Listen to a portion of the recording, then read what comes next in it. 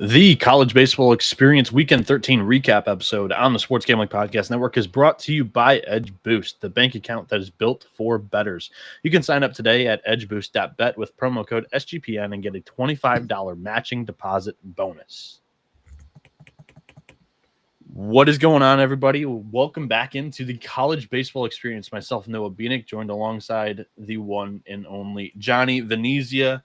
We're doing a recap episode of Weekend 13. Like I said, when May hits, College Baseball Experience is here at least 3 times a week, regularly. And this is where I do think that Johnny shines the most, is when he just is able to have a platform to let his takes fly.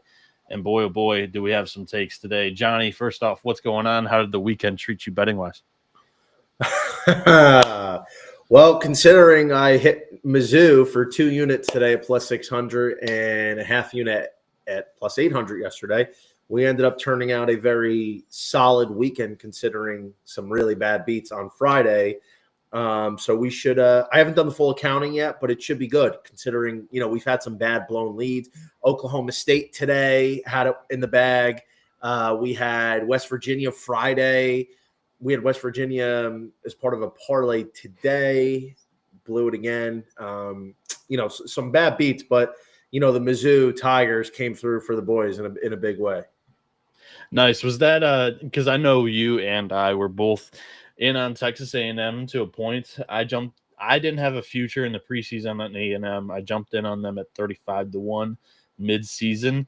Was that kind of your way of just being able to hedge out of that ticket and make a profit this weekend? I didn't really think of it like that. I thought of it as A&M. I mean, I know we're going to get into the series, but I thought of it as A&M quit. And people are like, well, how do you lose to Mizzou? How do you lose to Mizzou? It's not a talent thing. Yeah. I think people don't realize, like, when you're losing these series and you're losing the way you're losing and who you're losing to, it goes beyond talent after a certain point. The fact is Texas A&M quit. The Texas A&M quitters, Quitters, because the difference between them and Mizzou from a talent perspective is like a high school team versus a AAA team. I'll set the table here for you, and then you can get into this in depth with what you're gonna, I think, fire off here. Missouri sweeps Texas A&M this weekend. They take all 3 games over the Aggies. Texas A&M early in game 1 jump out to a 6-0 lead. Laviolette has 2 homers. I believe they had like 4 or 5 home runs. All of their runs were sourced via the home run, I do believe.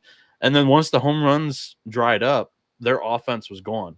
They only had, I believe it was 6 hits in the final. It was 24 innings of this series, 6 hits. That was a rough showing. A&M just expected Missouri to roll over and die after putting up 6-0 starting in game 1. And the Tigers, who have been competitive over the last 3 weeks, they string together 2.5 really good games and knock off A&M. Johnny, I mean, you were talking about how you think Texas A&M quit. I don't think they quit. I know they quit. What did you see on the field that leads you to this claim? I mean, there comes a certain point where, like, okay, let's go this way. Let's go Friday, right? Friday, They jump out to a lead. It's 6-1 after 4 innings. I stopped watching because I'm like, all right, well, good. Like, after the LSU win where they stole the series, and now you're realistically 3 wins away from a tournament bid. They have 6 games remaining. They have Mizzou at home. This is their destiny in their hands. This is it. I mean, okay, fine. Maybe you lose 1 game to Mizzou, and then you go get a game at Georgia, or you go get a couple games at Georgia. But 6-1, they stopped scoring, they stopped hitting, and now you have Weston Moss, who's been nails all year. Moss has been the one guy in the bullpen you can count on all year. Then you're in the 9th inning, and you're up, I believe 6-3 they were up going into the 9th. And an infield hit, and by the way, this is the bottom of the lineup. Infield hit, walks the guy. Then the 9-hitter who I don't even think has a home run this year, who's virtually a zero threat with the bat, hits him first pitch, bases loaded, nobody out. Then they bring in Caden Wilson, who can't find the strike zone. And just when he does, he's grooving pitches elevated over the plate. They lose that game. Then they come back on Saturday after just a disgusting loss that is, I want to say heartbreaking, but it's ridiculous. Okay, fine.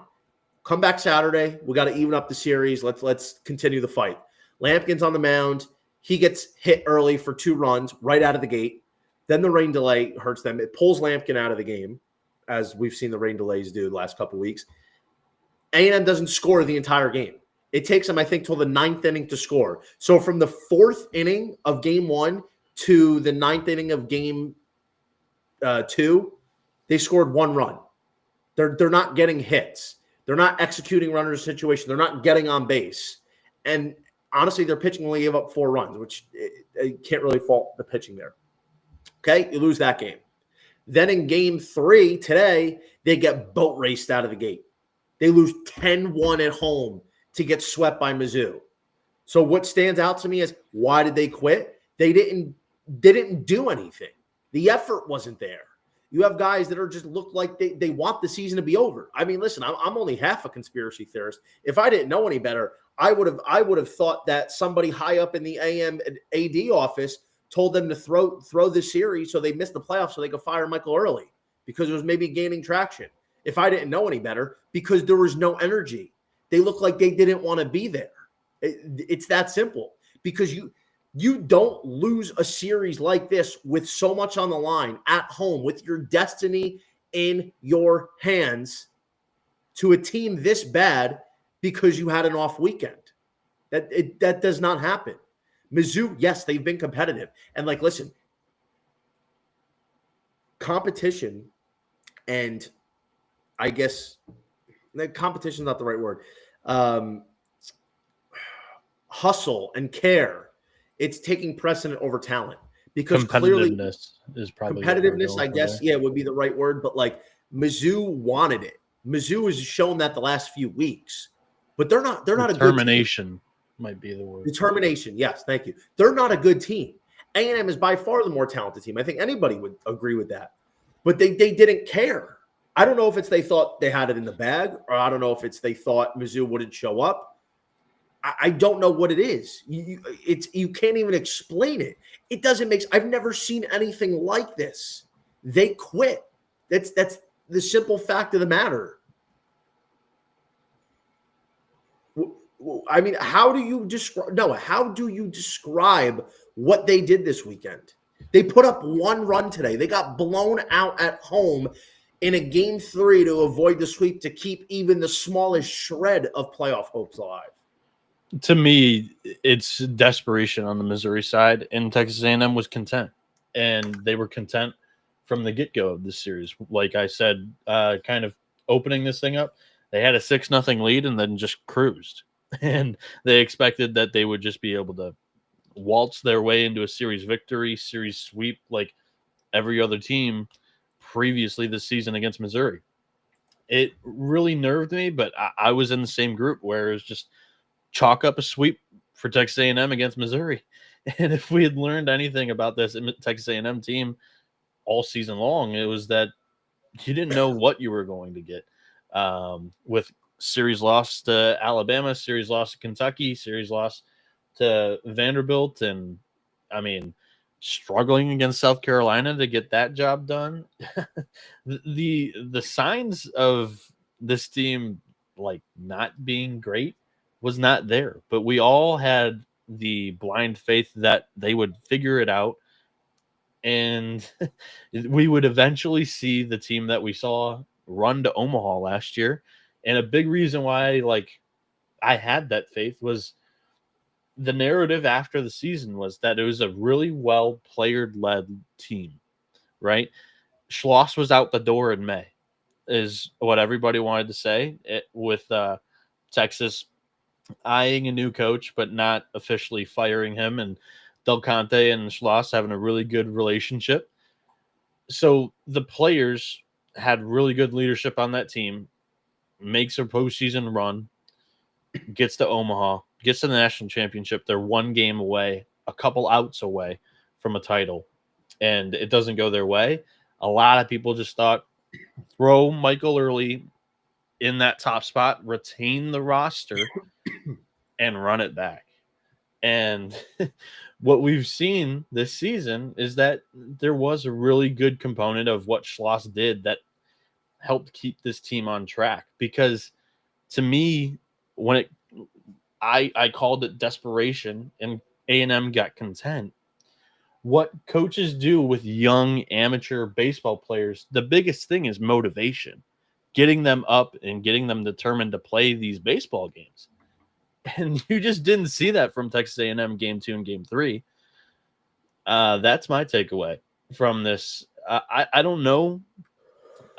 I don't want to be the one that is calling for Early to go at the end of the season, but I could very easily see a world where it ends as a mutual agreement to part ways when the season ends. Because let's face it, they put a lot of the fans, this athletic department, put a lot of energy, money, like NIL, into this roster, and the product on the field's not good enough, and something's not gotta happen. Something's gonna happen. You're not going to fire Early mid-season because you're just not going to do that. He was an assistant coach on a national championship runner-up team last year.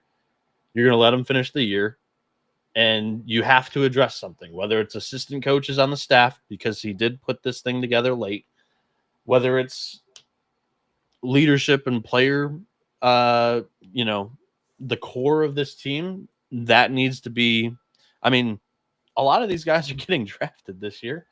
You're going to have a new core. You're going to have to put together a new team. Who's going to be doing that? I don't know. And the decision has to be made pretty quickly once the season ends, whenever it does end. Johnny, anything else that you want to wrap up this series on? Yeah, the motivation thing maybe makes sense. They took their foot off the gas in game 1, but to not be just infuriated and pissed off and ready to get up for game 2 or game 3, it's more than that, man. It's more than that. We're sitting here on a podcast talking about what we saw on the field. We're sitting here giving our opinion on a team that we followed all year, even more because we're following the saga from Jim Schlossnagle last June. So we followed this team for almost a year. And the ebbs and flows and how the reconstruction of the management would go and what they had to do to get the team right and this and that. And it doesn't make sense. It really doesn't. And now, A&M's out. They're not getting in. A committee's not giving a spot to a team that got swept. Listen, in all fairness, if they somehow went on the road, because this is the kind of shit that they would do, if they went on the road and swept Georgia this week to get to 13 wins and still won like 2 games in the SEC tournament, I don't think it's enough anymore. I think it's over. I think they signed their death warrant when they lost yesterday. And then they put themselves in the ground when they lost today. So it is what it is, man. I can't believe it. I really can't. I sat here coming into the week, and believe me, so every Monday I go on with my guy, PJ Glasser, Jake Hassan, good friend, fellow college baseball guy. We were talking on Monday. He's like, yeah, like he's got Aggies tickets too. And I was on the podcast Monday afternoon. He's like, yeah, well, they got Mizzou this week, so they should sweep them. And then, you're at 13 wins. And I said, I'm like, listen, don't you dare write it in as a sweep, because there's one thing we know, they like to fuck around. They like to do this. Do not assume anything with A&M this year. Do not assume anything. And look what happens. It's disgraceful. It's bad for the sport. It's bad for college baseball, and it's bad for the players. But the players didn't have a care in the world, it looked like. They didn't want to do anything. And I hate that I'm talking about it, but it's terrible. It really is. So Texas A&M, they don't deserve to make it. They, I would imagine, have pretty much no chance now. And they brought it upon themselves. Michael Early's got to go, man. I'll call for it. Michael Early's got to go. He's not ready for this kind of opportunity. He's just not. Dimitri of 11.7 put out some screen grabs of the post-game emotions and just blank faces on Texas A&M after game 2 against Missouri. And man, it just looked like somebody popped a little kid's balloon. It looked like somebody stole some Halloween candy from that group. It looked like somebody just drove a car and hit their dog. It just they didn't come out with any fire in game 3 like you would have thought. To me, the SEC baseball regular season has kind of felt a little bit like the NFL in recent weeks to me. I'm more handicapping these games on motivation and who I think is going to show up to play, and like who needs the series more, rather than legitimately handicapping some of these games in series. I'm sweating out a under 13.5 in Arkansas LSU right now. They have 11 runs in the bottom of the 9th, and LSU is attempting to not. That's a ballsy play to take under, especially with Evans going the way he has. Yeah, I thought Evans would have a better go, and Beidelshe's had a 2-inning exit too. Shores pitched well, dude, today. It's my boy. I know. They're gonna need him. It sucks, dude. It really sucks. I was really hoping A&M, and the fact is that they're not even going to get in. Like, I know. We've seen it a million times. You just got to get in, and A&M still got a great roster. I mean, you can't find me even 4 or 5 better rosters in the country than A&M has, even without Gavin Grahovac. It just you can't do it. And the truth is, they could have gone on the road and beat any region. Like, think about who's going to be a host from 13 to 16, they could beat any one of them. And then they would pretty much play, as long as they didn't play like a Florida State in Tallahassee, they were going to have an opportunity to win anywhere they went. And that includes Texas, who looks extremely vulnerable now that Jared Spencer is out for the year. So, they do. They squandered a great opportunity, because this is the kind of team that had been battle tested all year that could have barely made it in. And then because of their roster, because of their experience, because of their pedigree, could have gotten hot, especially with the fact that they're probably going to have winnable matchups. So, they pissed college baseball parted the Red Sea for them, and they stopped to piss on the sand. Yeah. A&M's RPI is going to end up in the high 50s, low 60s by the end of this week. I took a screenshot of Warren Nolan. 58th in RPI was Texas A&M. 59th in RPI was Virginia, and 60th in RPI was UC Santa Barbara. All three of those teams were the popular pick to win their conference. That's why they play the games, folks. That is why they play the games out on the field. Doesn't make sense. That doesn't make sense for Virginia. Virginia doesn't make sense. So let me ask you. Hold on, real quick. One more thing on A&M. Do you think there's even a shred of chance that they can get in? Yeah, there's a shred of chance. What would they have to? You have to win the series against Georgia. You have to take 2 or 3 against the Bulldogs, and you have to win 2 in Hoover. You have to get to 14, because everybody was talking about, they just need 12. Look at those series wins. 13. I mean, no, 12. People were saying 12 because they have a road series win against LSU. Or not LSU, road series win against Arkansas, road series win against Tennessee, a series win against LSU. Those were 3 of the top 7 RPI teams. And all 3 of those teams have been ranked number 1 this season. There were some people saying that they could see them getting in at 12. That's no longer happening. And I see 13 as being far-fetched too. They need 14 plus.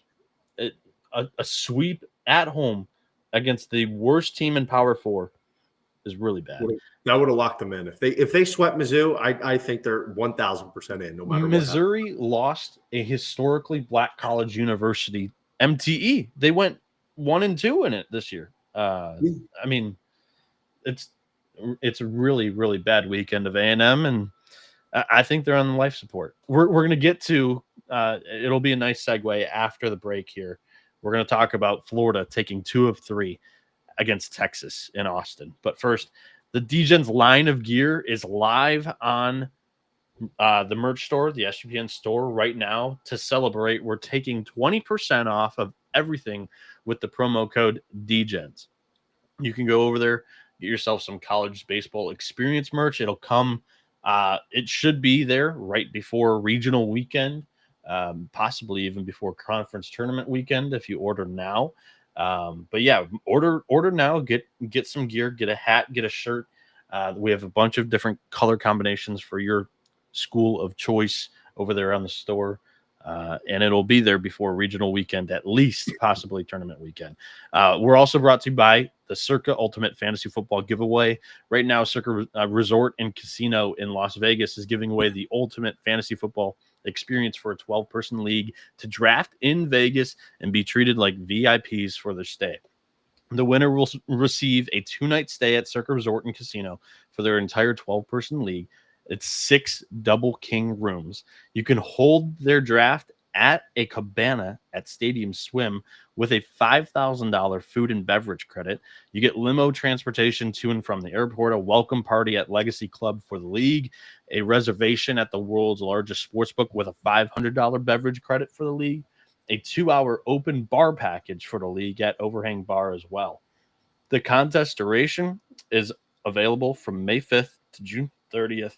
Go over to sportsgamblingpodcast.com/circa to enter right now. That is sportsgamblingpodcast.com/circa, CIRCA.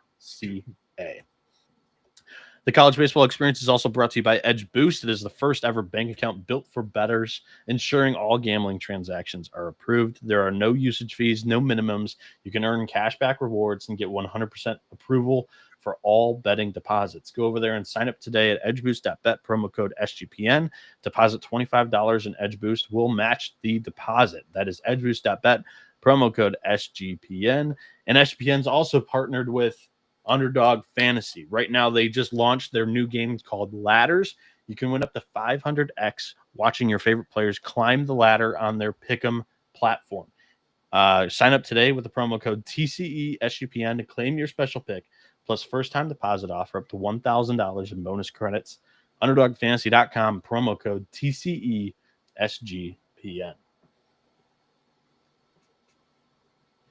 And we are back here on the college baseball experience. Myself, Noah Bieniek, joined alongside Johnny Venezia, and we're going to run through some of the other top headlines from the weekend. We really just wanted to get our thoughts out on this whole Texas A&M disaster, but also there was also good college baseball action. Another what could be classified as a really enduring a downswing is Texas. They lost 2 of 3 to Florida. Ruger Riojas gets bombed again for the second straight weekend. Florida jumps all over them in game 1. They take that game. Texas rebounds with a game 2 victory. Florida today gets a absolute shove job from Aiden King. A freshman goes out there, deals against the number 1 team. Johnny, we are going to have a number 1 team in the country. We will talk about that after this series because we might get a final here. But Florida, what does this weekend mean for their postseason chances? Well, I didn't think they were in jeopardy if they lost this weekend. But no, I was talking maybe like, are they a regional host? Maybe. I got news for you, man. Like, let's give it up for Kevin O'Sullivan, dude, and his Florida Gators, because I'll be 100% honest. I wrote them off. I mean, they were 1-11 in conference play. Yeah, they were 1-11, and they're sitting here with 14 wins right now. I mean, it's incredible. They're 13-3 over their last 16 SEC games. It's absolutely mind blowing right now. I mean, this doesn't happen. This doesn't happen. I mean, a lot of it's a combination of they got hot, they played a lot of layups, but I mean, they took down Arkansas, impressive series, and they go on the road to number 1 Texas and they take care of business. I mean, come on, man. You gotta give some credit to them. And truthfully, Florida's everything that people like me were hoping A&M was going to be after a slow start. That's the truth. And The thing is like that's where coaching matters so much. You get a guy like Kevin O'Sullivan. He's been there a million fucking times. He's done it a million times. He knows how to get the most out of his guys. He knows how to get his guys up. And if you're the Florida Gators now, I got to be honest, there's not many teams that I think are more dangerous than Florida right now. Really? I mean, they are peaking at the right time. They're red hot and 30-1 right now, man. I mean, we keep doubting Florida. We did it last year. I mean, there's no reason this team can't find themselves back in Omaha, Noah. 30-1 is a good ticket. That's somewhere I would definitely look. In terms of a hosting bid, somehow, I think if they take a series next week and get to 16 wins, I think we're firmly in the conversation here because you have 2 top 5 wins against Arkansas and against Texas. So, Johnny, they have 13 SEC wins right now. They have the chance. 13 or 14? I think it's 13. They count today? It might have not counted today yet. Yeah, 13's counting today. 13 SEC wins with an RPI of 13. A committee member on the on the committee, their athletic director on the committee, I should say. And they finish with Alabama, a winnable series. Take 2 against Alabama. You're up to 15 SEC wins. Get 1 in Hoover. You're to 16. That's pretty much been the minimum needed to host. I very well see that could very much happen for this Gators team. The thing I am a little concerned about it with Florida is, I should say this: if Coppola comes back and can solidify himself like his preseason form, he looked good in game 1 in my eyes. Just getting his feet under him still with his second appearance this season, dude. That's so pivotal because Liam Peterson, Aiden King have been really good lately. If you can get that third starter figured out, this goes from what you're talking about, like a dangerous 2 seed and a dangerous SEC 2 seed to one of the back half, 14, 15, 16 regional seeds. And you are, now in position to play postseason ball in Gainesville. That's exactly what you want. And yeah, you mentioned it as well. Like Kevin O'Sullivan on the top step. There's not many others that you would rather choose. My concern with this team, though, does remain with that pitching staff. But Pierce Coppola figuring it out could really solidify some things. Because my only thing that gives me pause is Florida is usually bounced in the regional or they're going to Omaha. If you remember, like a 2019 where they go 0-2 in barbecue, they lose the first game at home to South Florida, I do believe it was. That's very well an outcome for this team too. That's what I have in the back of my mind, at least. Johnny, Texas, the number 1 seed or number 1 team in the rankings, at least in D1 baseball's case, loses a second straight weekend. Last weekend, I thought it was a very good argument that they stayed number 1. This weekend, I think it's a trend. You talked about it when we were hinting about Texas A&M. There's a little bit of a weakness now. You're down your number 1 hitter. The offense hadn't been excelling. Now you're down your ace, and you haven't really found a replacement for that game 1 starter. You tried to jump Riojas into that role, and he hasn't looked good on Friday nights in the SEC. Who's your number 1 team right now in the country? No doubt it's LSU. I mean, if you just look at it, look at all the top teams that won or lost this week. LSU is a top 3 team coming into this weekend, and they just beat Arkansas. So LSU has to be the number 1 seed. It wouldn't make any sense if any other team is the 1 seed. And truthfully here, if we're looking at Texas right now, man, like what people need to realize is you're not replacing Jared Spencer with Ruger Riojas. You're replacing Jared Spencer with Jason Flores. That's the gap. That's the gap in talent. And like, no slight to Flores. I like him. I think he's a solid pitcher. I think he can be good for this Texas team. What is he, a freshman? Yeah, I believe so. He could be good for them in the future, definitely. But right now, the fall off from Spencer to Flores is almost like the fall off from Justin Jefferson to, I'm trying to think, from like Darius Slayton. These NFL references, they're coming out of nowhere. To be fair, it's not just that though. Like Texas has been winning in fluky ways this year. Yeah, their pitching has been great, but I think a lot of people expected them to regress to the mean because the way they've been winning all year is not sustainable. Like you can't keep winning by only allowing 2, 3, 4 runs. You have to be able to score. The fact is, Texas, I think, in weekend series outside of Mizzou, has only scored double-digit runs twice this year.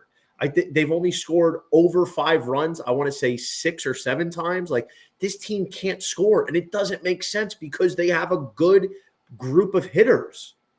It makes no sense. And, like, I understand taking away Max Ballou is gonna reflect on that, but you have a guy like Will Gasparino look like he was going to make the jump. You have Jalen Flores. You have Kimball Schuessler, Ethan Mendoza, Adrian Rodriguez, Rylan Galvan. It is just mind-blowing. And I got to be honest, with Spencer not coming back, it looks like Texas toast here.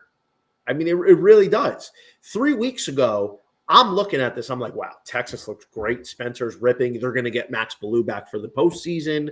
A&M's getting hot. They've got some big series wins. So it looks like this thing could really happen. And then once you lose Spencer, it's brutal.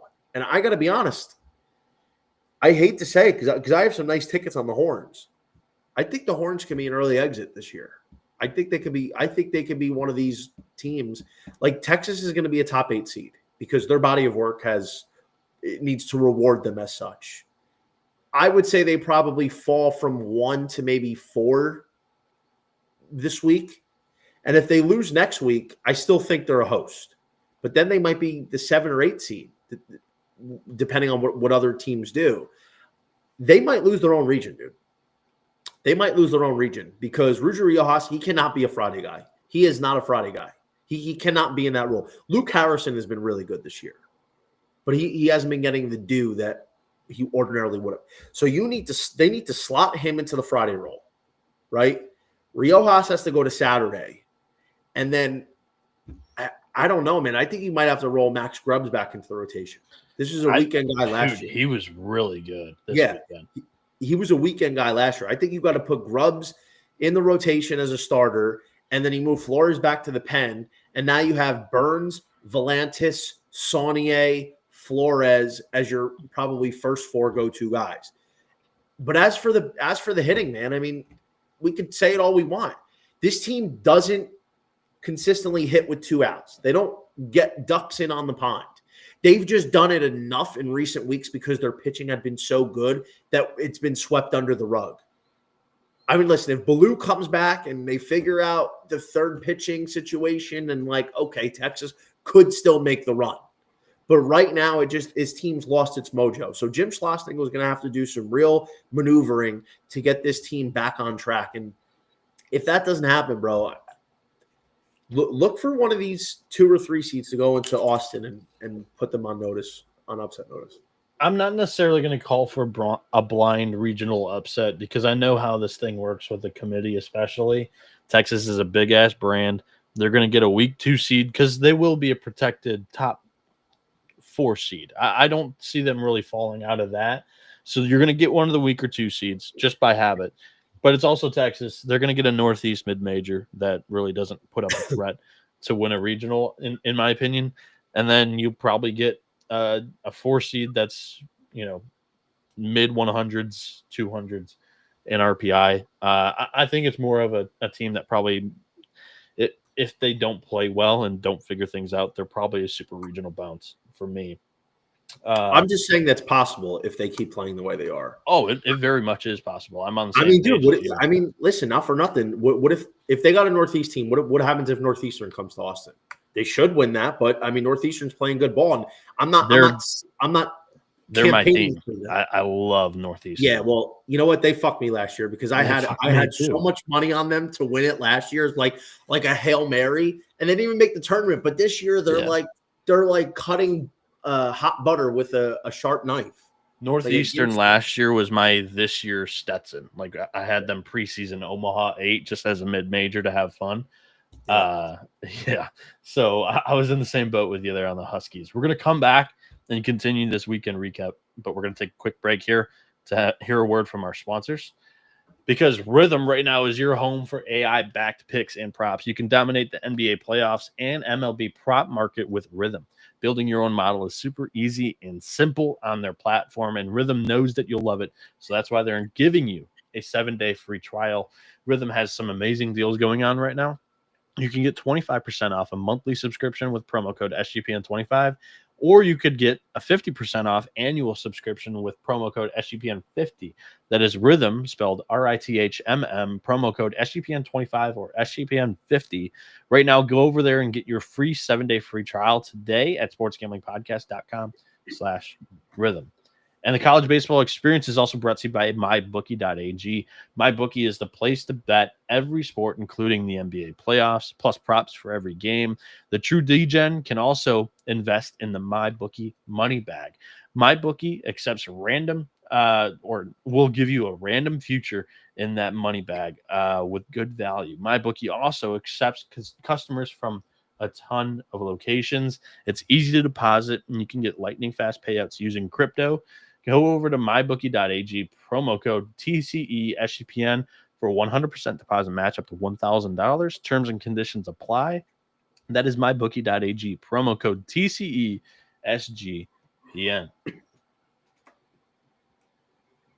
And we are home free on the college baseball experience. Myself, Noah Bieniek, joined alongside Johnny VTV. And Johnny, I know this series was on your TV because we were texting about it.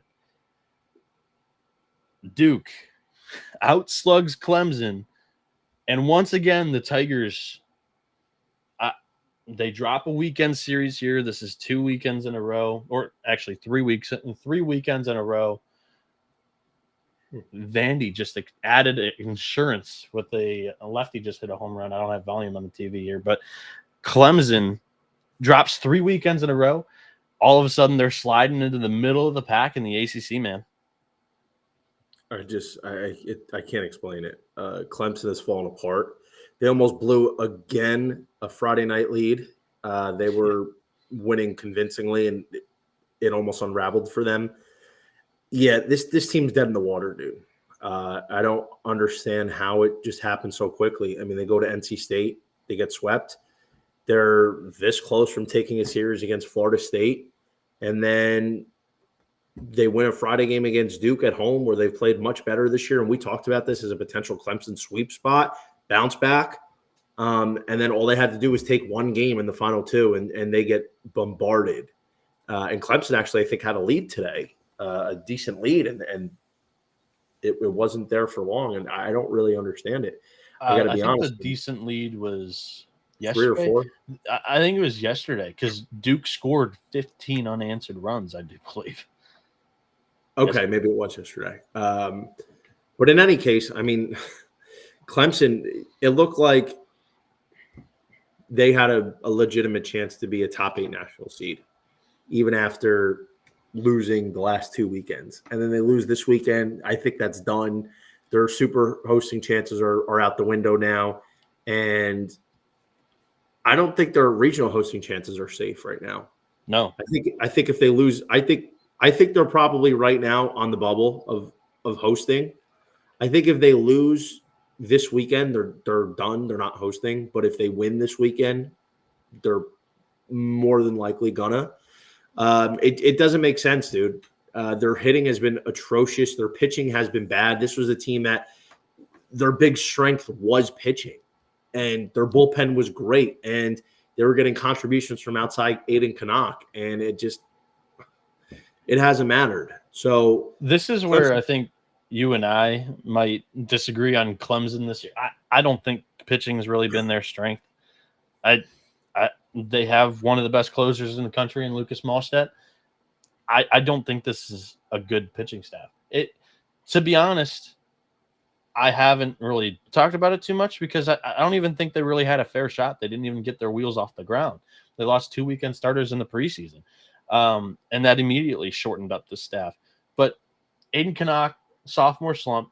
I mean, he still had a great year, but it hasn't been nearly as good as his freshman year. Just it's parallel to it. And then in the bullpen, it lacked a little bit of the experience that it had the previous 2 years under Bakich. They had some older arms in that pen that this year they just don't really have. And when you're not able to consistently get good starts, man, this team can't get out of the first inning without allowing a run. It's a struggle, and you're not allowing yourself to have offensive slumps like they are enduring right now if you don't have good pitching. Yesterday, they gave up 13 hits, 14 free passes, 15 unanswered runs to lose that game 15-10. It's unbelievable. This team is doing things that are very hard to believe. It was 11 walks and 3 hit batters yesterday from the bullpen. It was crazy. But they can't hit either. So, I mean, Clemson was at least pitching really well earlier in the year. I mean, it didn't really start unraveling until a few weeks ago. That's my point. Their pitching was performing well, and the hitting was doing enough, like a Walmart version of Texas, if you will. And the thing is, like, they have talent. They have talent on the offense, but it hasn't come together. Only Cam Canarell is the only guy that's batting above 300, and it's. And he's got like 2 pokes. So. Yeah. Truth is, Noah, I don't think they have much of a chance the way it looks right now. No. I don't know. I don't really understand how Clemson's kind of fallen off so hard. They've lost 3 straight series. They had such a great chance to win the ACC regular season. It was there for them, and they've completely unraveled. And I would be surprised if this team makes it past a regional, if they even go that far. To the couple that are chilling out here in the live stream right now, Vandy sends McIlvain back out for the 9th, and he gives up a hit on the first pitch. So Tennessee in business, down to tying run at the plate with nobody out. The Clemson thing, I honestly saw it coming. It seems like you were a little bit more blindsided than I was, but I was never like totally sold down the river on this Clemson team this year. Yeah, but they look good. Really, the series, everything took a turn with that NC State series. They were dropping game 3s left and right. I don't know. Okay, let's look at it this way, right? They take the series at Georgia Tech, which at the time G Tech was absolutely on fire. They go out to Cal. They sweep Cal. I mean, it's not impressive, but that's a series you need to win. They take 2 of 3 from Stanford. They take 2 of 3 from Louisville, and then they go to NC State, or I think they went to NC State. They got run-ruled in game 1. They lost by 5. They weren't competitive in that series. They weren't competitive at all, NC State. But then, the first game of the Florida State series last week, that was their game. They unraveled. And then they come back, they win game 2. So they would have won that series. And then if they win that series, there's a little bit more of a different feeling. Then you don't even mention that in game 3, they just don't have anything left. There's nothing left in the tank. They give 20 runs in 7-8 innings. Yeah, well, I mean, obviously, but still, you get the series win. How is this team going to win a regional if they don't have enough pitching for 3 games? I'm not talking about the regional now. I'm talking about like what they had coming into the year, like and how they were doing fairly well for most of the year until that NC State series. But then I'm saying if they win that Florida State series, then we might be looking at it a little bit differently, where it's like, okay, they had a really good series win at FSU, and this isn't a good. It's not a good team. I don't think I'm looking at it differently, even if they win that Florida State series. I'm just saying. Speaking of NC State, game 3 canceled between the Wolfpack and Tar Heels. Oh man, I hate the society that we live in. We have NC. We have UNC. I know. It'll go on win percentage. We needed a win, period, not percentage. UNC, what does help them is they finished with Florida State, the 2 teams that were top 3 consensus in the ACC. It should be a great set of games this upcoming weekend. But I mean, North Carolina absolutely dominates in game 1. NC State has a nice rebound. Game 2, I honestly thought it was dictated by both teams' staff aces. Jake Knapp was unbelievable on Thursday, and Dom Fritton figured things out. He had a couple of rough stretches. He had a rough stretch of a couple of bad starts, but I thought he was good in game 2 against UNC. And I think NC State's offense is good enough for how much I like their pitching staff. They did just enough on game 2 to make that one a little bit more convincing on the scoreboard than it actually looked. Johnny? Yeah, I mean, listen, I'm surprised NC State's done this well this year. Frankly, they've stolen a couple games. That's kind of made the difference for them in 25.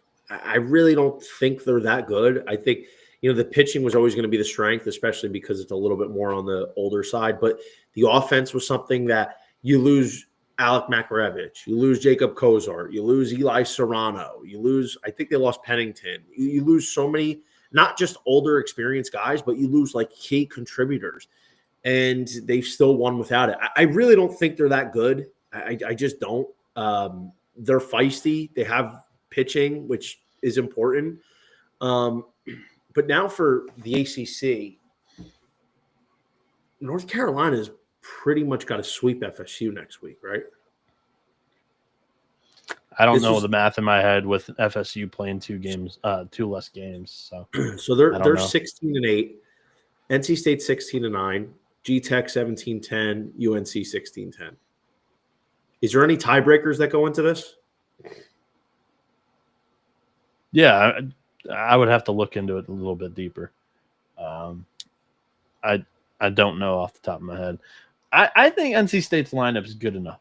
I really do. They're young, but this is – oh, my good. Did he get that? What? Warning track fly out. Oh. Tennessee almost just had a walk-off bomb. I think the lineup's good enough. I think there are 5 really good hitters in Alex Sosa, Chris McHugh. Chris McHugh is one of the best players in the ACC this season, period. Luke Nixon's got a really nice speed and contact combo there. Josh Hogue had a really good series against Clemson. Same with Braden Fraseman. I think that 5 is great for you. Ty Head's another speedy guy on the base paths. And they've been gelling at the right time. Ryan Jaros is a really good bench bat when he's healthy. So I'm a lot higher on NC State than you, and I've known that for a week or two now. What'd you think of Virginia this weekend? I thought that Miami had a really good chance of still winning that series and continuing their momentum, but the Hoos just put an absolute stop to that. A couple of late inning wins in this series. Cavaliers 14-10 in the ACC, and we've been talking about this for the last 3 weeks. Just get to 15 or 16 ACC wins and dare the committee to leave you out, right? Yeah, I'm happy UVA got this done today. I really am, because this was a very, very big series. And I told you, I've been telling you this all year. I said Virginia is going to get in. They're going to get in, and if they get to, I personally think 15 wins is good enough in the ACC. I mean, it's just that's my opinion. Obviously, it doesn't count for much because I'm not the one deciding who gets in or not. But at this rate, I mean, they've got some impressive series. They took both games against Georgia Tech. They sweep Miami, who's been red hot. Obviously, you missed the FSU game, which hurts, but they've been winning a lot of games. And truthfully, like they squandered that game 3 against NC State, which is big right now. That was their game. And, sitting at 14 wins, I think they realistically have to get one more. I think if they get to 15 wins, they're in. That's my opinion. 16, I don't think it's even a contest. I don't even think there's anything holding them back at that point. They're at Virginia Tech this weekend. That's an in-state rivalry. That's always a tough matchup, but gotta love what Virginia's doing, man. I meь that's big. This is a team that I really was high on coming into the year.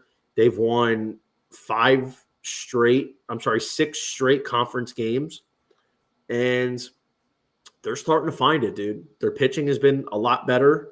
Still not up to the level of, I would say, a championship team, but it's been well improved. Their offense is finally clicking after the entire season.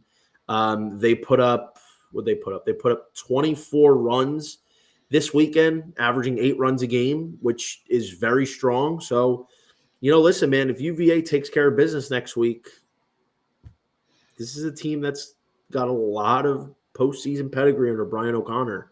And now it looks like they've finally found their groove, and Jay Woolfolk had a big start, and, they just got to piece it together on the pitching side. Speaking of postseason pedigree, NCAA tournament experience, I want to move to West Virginia against Kansas State. The Wildcats, in a matchup of two Big 12 super regional teams from a season ago, the Wildcats string together 2 big comebacks to beat West Virginia. In game 1, Carson Estridge. God, that wasn't all his fault. That was terrible fucking defense. That was terrible defense. Let me go, though. Carson Estridge only gets 1 out in game 1. They get walked off. Game 2, Carson Estridge gets 2 outs. He gives up 5 runs. That's a trusted arm for this team. Vanderbilt just wins it. Bases loaded, Tennessee. Ethan McIlvain out of the bullpen, shut down. He did the cutthroat celebration at the end of the 8th. Oh, my goodness. We'll get to that. We'll talk about that series after this. But that's a bullpen piece that is trusted. That's a bullpen piece that was nails in the NCAA tournament. I think that this is just a really bad weekend. Unfortunately, now you're looking at the top 2 teams that you've played this season. West Virginia has. They have lost both series. 2 of 3 they lose to Arizona. 2 of 3 they lose to Kansas State. And there's a skirmish on the field. You have to love college rivalries. Vanderbilt, Tennessee, in the middle of the diamond, jawing back and forth at each other. So I think outside of that, where you give up 7 runs in the 9th inning combined in games 1 and game 3 to lose those 2, in game 2, outstanding bullpen appearance from Ben McDougal to just lock it down, get yourself a win in this series. All 3 games were close. West Virginia dictated a lot of this series. And to me, the scoreboard is not going to show that, but I just wanted to get out in front on that before you go ahead and Tony V talking to Vandy staff too, before you go ahead and possibly shit on me believing in West Virginia as the best team outside of the SEC and ACC. Yeah, I haven't believed in West Virginia all year. You know that. I've been very, I've said this so many times. When you're handicapping, when you're betting, you have to try and be as objective as possible. And sometimes you have to have a short memory. But West Virginia is a team that I've only bet on in certain occasions because I thought they had a matchup advantage. But I've been very vocal all year. I did not think this was a legitimate team. The one thing I gave them credit for was they had a well-coached team that everybody contributed. Everybody did their job. They didn't make dumb mistakes. They executed in late-game situations. And they completely threw those words back in my face this weekend. I bet West Virginia on Friday, had them as part of a bet today. And listen, I'm not going to sit here and say, oh, well, they imploded this weekend, so that's it for them. It's not the case, but it furthers my point where, they haven't beaten a good team this year. And I think WVU now is in jeopardy of losing a hosting spot, especially with Kansas on deck. I mean, right now, the Big 12 looks like West Virginia, Kansas, Arizona State. It's a 3-team race. And I got news for you. Kansas wins that series. I don't know how West Virginia is a host. I don't even know. I think if they win next weekend, they're probably a host. Probably 65-35 in favor of hosting. I don't buy West Virginia, man. Here's the argument for them to still host, even though they don't finish strong. They have 40-plus wins in the 3rd best conference via RPI, and the committee has given 3 conferences a host in recent memory every single year. So you're going to get a host outside of SEC, ACC. Coastal Carolina could be your mid-major nominee, and I think that there's no Pac-12 this year, so I think it goes to the Big 12 or Big 10, one of the regular season champions, whether it be Oregon if they sweep Iowa or West Virginia if they take care of business to finish the season. I think they're probably getting a host low. I think Oregon would get the host, honestly. Like Oregon swept Very well Oregon could. State. You know, that's a big series for them. And you know, West Virginia hasn't, like I said, they haven't beaten anybody. I mean, that's just how it's gone this year. And it's hard to justify them getting a host.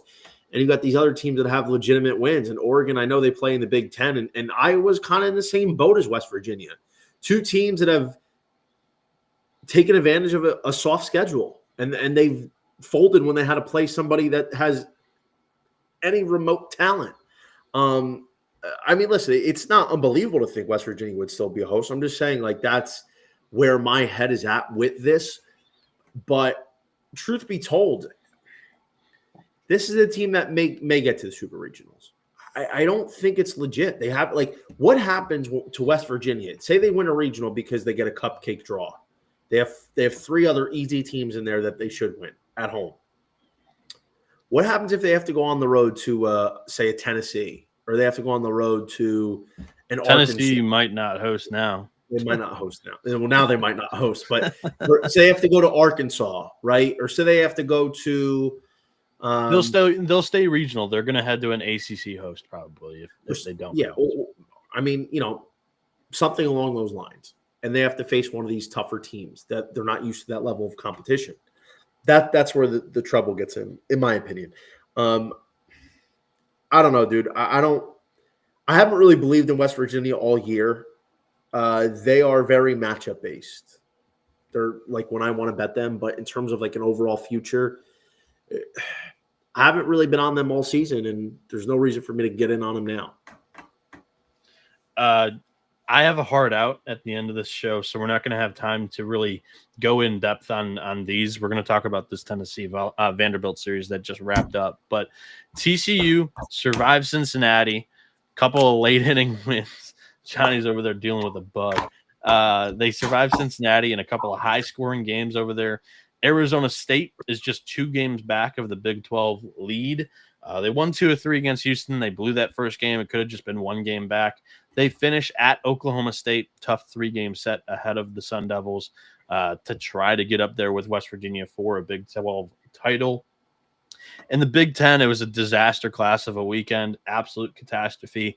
Iowa goes 0-2-1. They tie that game 3 because of the travel curfew that Oregon State had. They had an early flight today, so they had to get out of Des Moines. And then USC, they drop a series to Michigan State, losing 2 of 3. But you see Texas A&M, that's how you bounce back in game 3 after losing the first 2 to a lesser team. You blow their doors off in game 3. You come out pissed off. Michigan loses 2 of 3 at Nebraska. Michigan was a bubble team in the Big 10. Speaking of bubble in the Big 10, Washington, they get swept by Oregon. They are no longer probably in that at-large race. Johnny, it is now the fourth straight series loss for Tennessee. 5th. And no, they beat Ole Miss. Hold on. They won the series against Ole Miss. Wait, let me. They've lost 5 of 6. I thought this was their. Hold on. 4th straight series loss. Ashbat, let me do some math here. They lost 1. While Johnny's doing the math, I'm going to talk because they've now lost 4 straight home series. Fuck me. They did lose 4 straight. I thought they lost 5 straight. So, I mean, losing this series to Vanderbilt, big time red alarm. To me, watching these games, the defense was not nearly good enough. A lot of people just scapegoating Dean Curley. It's a lot more than just Dean Curley in the infield that has had some miscues all over the place. Outfield, too. I saw a drop fly ball this weekend. Tennessee's not sharp enough on defense to be giving away free bases, especially when Marcus Phillips is on the mound because I think it was another 7 stolen bases by Vanderbilt yesterday. That's kind of the series to me, or the story to me in this series is that Tennessee was not sharp enough. Vanderbilt made, they are not going to beat themselves. They're a very sound baseball team. I heard a stat on the broadcast one of the last 2 days. Teams that they've played against have made twice as many errors as them. I believe it was like something 60 to something 30, which is incredible. They just put pressure on you. And if you're unable to play good defense, they're going to take a series against you. They're not going to bomb away, right? It's Vanderbilt. They're going to get you with good pitching, good defense, and string together runs. And that's what they were able to do in this series. And then Mancini added some insurance in the 9th inning with a homer. Johnny, Tennessee, a little rocky in Rocky Top now. Yeah, this is a little bizarre. To me, this was the series they had to win. And this is the second week in a row that Tennessee has allowed very bad road teams to come into Rocky Top and take a series. Yeah. Auburn has been a notoriously bad road team this year, went in, took 2 or 3. Vanderbilt has been a very bad road team this year, came in, took 2 or 3. And honestly, again, we're talking about teams that, you get the Friday night game and then you have 2 chances to get one more to steal the series, and you can't do it. I think the Volunteers' issues they're not surface level. There's something deeper going on. We talked about this during when the LSU game series was happening. I had the bullpen as being an issue because it wasn't as sharp as it was earlier in the year. Now, Marcus Phillips and the Saturday Rolls looked very vulnerable the last few weeks. This is not a guy that is looked what he was like he was earlier in the year. And they were figuring out the Sunday roll. The Sunday roll wasn't a problem, whether it was Tanner Franklin or Tegan Coons. And we know A.J. Russell's got to work back into the mix here. I don't know if he threw this weekend or not. Yeah, he threw. He was not sharp. Yeah, so that's an issue. So your bullpen has been shaky. Nate Snead's been okay, but he hasn't been his dominant self, the guy that can come out and throw 4 shutout innings in relief. You don't have a Sunday guy. And on top of that, your offense hasn't played well. Their offense has been poor with guys on base. They're striking out a lot. They're not making solid contact. And it's alarming. And I had the bullpen as a problem in the LSU series before that. You had the offense. And I think both of those are true. And I think what we talked about earlier this week or last week was for the offense, for the Volunteers, they don't have the guy. They've had the guy in recent years. They don't have the guy. They have some talent. Like Andrew Fisher is not. I think Andrew Fisher is your guy. I think he's a good player, but we're talking about the guy in terms of like they have Christian. He's a good player. He could be up for SEC Player of the Year. He's top 5. He's a good player, but he's not the guy. You're missing. I think he's the guy. Yeah, but that's your problem. Like that's their problem. He is not the guy that is like he is their guy, but he's not the guy. Like, well, Christian, he was the guy with Duke. He was the guy with Ole Miss. He's the guy with Tennessee now, I think. Yeah, that's a problem though. You don't agree? No, I don't think that's the issue offensively. I think it's an approach issue. They strike out way too much. It was the same issue last year during the middle of the year. It's the swing and miss. It's the approach because they're not jumping on hitters counts or not even hitters counts. They're not being aggressive enough early in counts. They're falling behind in counts way too often. And especially against Vanderbilt, like as good of a staff as that is, that bullpen is really good. They were just behind in counts way too often this weekend. They definitely were, but they look off balance in general. I mean, in general, and like listen, Andrew Fisher is good, but like we're talking about a guy like Christian Moore they had last year.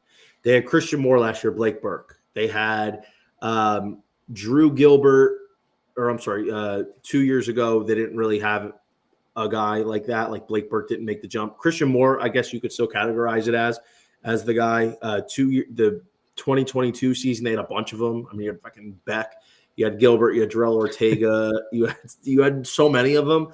So like the problem is Lipscomb. Oh yeah, Lipscomb. So it's a bunch of issues for Tennessee. And It's just something only they can fix. It's not one thing that's a problem right now. It's multiple things. They have multiple leaks in their boat, and they're going to go play Arkansas next week. And the way they're playing that, it's a series that they might get swept in. And like a couple other teams, this is a do or die for your regional situation. I mean, this was a guaranteed before that A&M series. This was a guaranteed team that was probably going to finish top 3, top 5. They were no doubt super regional host. And I have one more question for you before we get out of here. Okay. Monday morning, the books turn around and they list Tennessee at 25 to win the national 25-1 to win the national championship. Are you hitting or passing? Are we saying hypothetically? Hypothetically, they're 25-1 on the odds board to win the Natty. Am I betting it? Are you betting it? I'll take a piece just because it's Tennessee. I mean, if at 25-1, I would throw a half unit on it. I bet. Yeah, because maybe I'll throw $50 on it. They're kind of in the Florida position. Their RPI, I think, is worse than Florida now. Like Florida's at 30-1. But one team's trending this way, the other one's trending this way. But you want to be trending this way June 11th, not May 11th, right? 100%. And that's why it's – here's the thing. This is one thing I've been talking about for weeks on different podcasts. Yeah. No matter how it looks right now, you don't ever turn your back on a Tony V-led Tennessee program. Because the moment you do, they will come up behind you and snatch the life out of you. Yeah. I'm not giving up on Tennessee. I still think Tennessee is a great team, but they have some issues that they need to figure out. And truthfully, they don't have a lot of time left. You have one series, then you have the conference tournament, and then you're playing in a regional in 3 weeks? Not even? My answer to this question is 20-1 is my magic number. Anything higher than that, I'm probably going to hit. I think that Tennessee has it's a power pitching staff that not a lot of teams can replicate on their staffs. They may have 1 or 2 arms. They don't have 7 that are throwing high 90s like Tennessee does.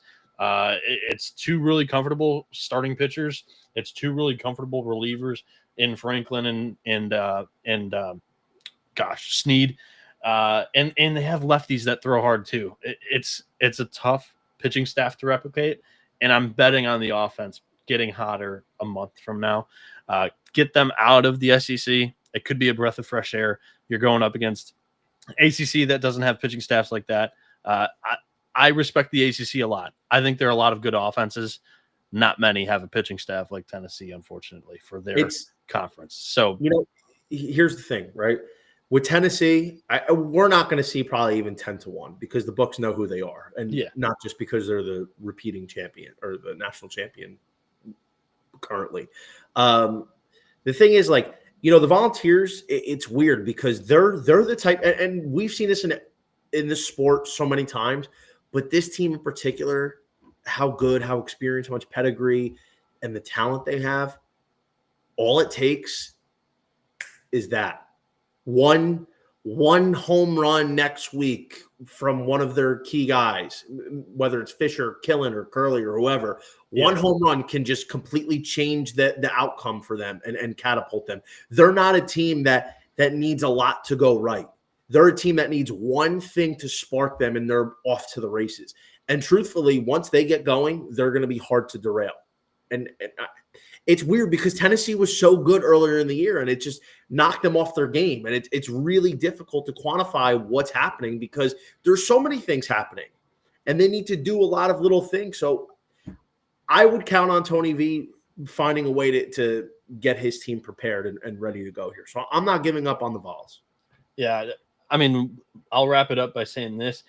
I think that Houston Astros Foundation Classic really threw me off. One of the biggest MTEs in the non-conference season. It had Texas A&M, who might miss the tournament. It had Tennessee, who was defending national champion team that is not playing good baseball right now. It had Mississippi State, who was on the outside looking in of a top 8 SEC conference seed. It had Arizona, who I thought was really good, that has a lot of issues that we didn't get to talk about today.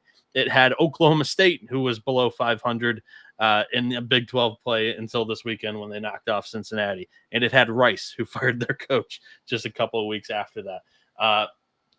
Couple of sweeps that need to be mentioned, but we're not going to go in depth on. Kentucky sweeping Oklahoma.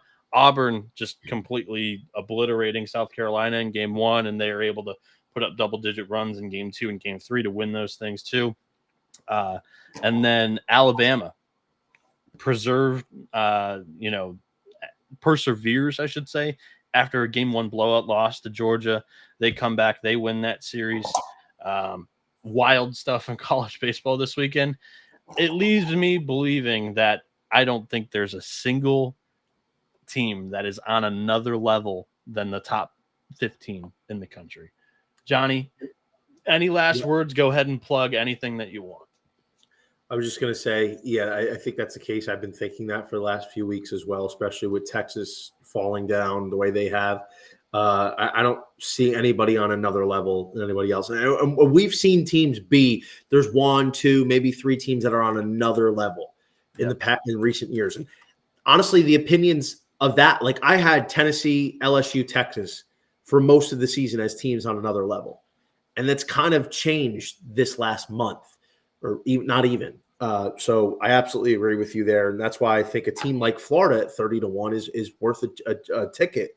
Yeah. Because, when you're hot like this, that's a tough thing to go against, and have all the experience, and they have talent, they have good pitching, and especially if Pierce Capolo.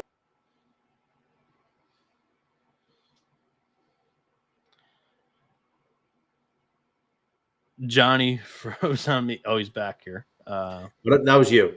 But anyway, follow me on Twitter _JohnnyVTV. Breaking Bet YouTube. Noah was kind enough to join. Catch me on RotoWire every weekend, writing up that college baseball good stuff. Attaboy. Yeah, you can also catch me on the 11.7 pod, but it's TCE today. You can follow them on social media, this show at TCE on SGPN. We do great work, college football, college basketball, and college baseball when it comes to betting, and also off-season coverage. Colby's going to be soon beginning his every single team preseason preview for college football in the FBS and FCS college football conference previews. You can follow myself at NoahB77_. I have great things planned for the college baseball postseason and beyond. So you're going to want to be following me on social media, NoahB77_. This has been the college baseball experience. You better start thinking about yours, and we are.